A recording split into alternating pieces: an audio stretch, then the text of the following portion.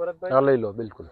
ત્યાં થોડી હાર્ડ હતી, અહીંયા જમીન પોચી છે. વાહ કાણાવાળી. હા, જમીન ડેપોમાં. એકદમ પોચી, ટેપો હાથે દબાવતા ભાંગી જાય છે.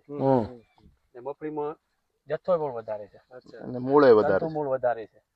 પેલી બાજુ જાણે તંતુ મૂળ બિલકુલ સડી ગયા ને કોવાઈ ગયા છે ને એ ટાઈપ હાથમાં ખરી જ પડે છે.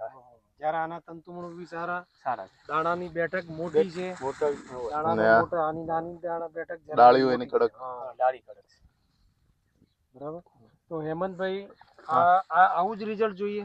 રિઝલ્ટ હા આ જ રીતનું જોવે. આવું જ જોઈએ. 12 દિવસમાં આ પ્રોડક્ટ કામ કર્યું સંતોષકારક. સંતોષ હજુ તો આને દિવસે મળે વધારે મળે હા તો ફાયદો થાય ખરો.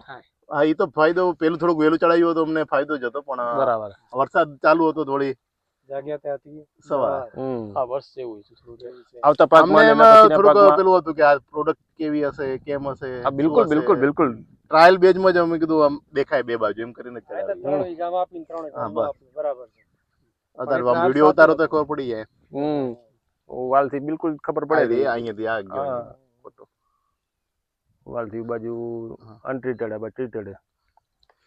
હવે પછીના પાકમાં વપરાય ખરું. હા ચોક્કસ જમીન વાપરશું તો.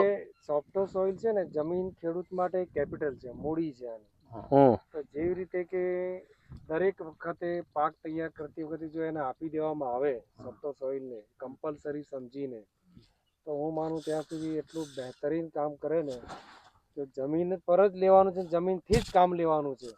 તો જમીન જ કેમ નહીં આપણે નરમ કરી દઈએ, સોફ્ટ કરી દઈએ.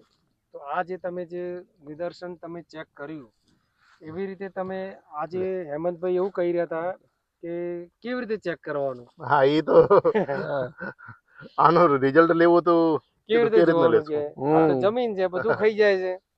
તો આજે આ રીતે જે ચેક કર્યું તમે, રિયલમાં તમને લાગ્યું ખરેખર રિઝલ્ટ લીધું મેં? રિઝલ્ટ બરોબર આ રીતનું ચેક કરીએ તો જ ખબર પડે. આવી રીતે દાણા ચેક કરવા પડે, એની તેલની ગુણવત્તા ચેક કરવી પડે, ફોફા ચેક કરવા પડે.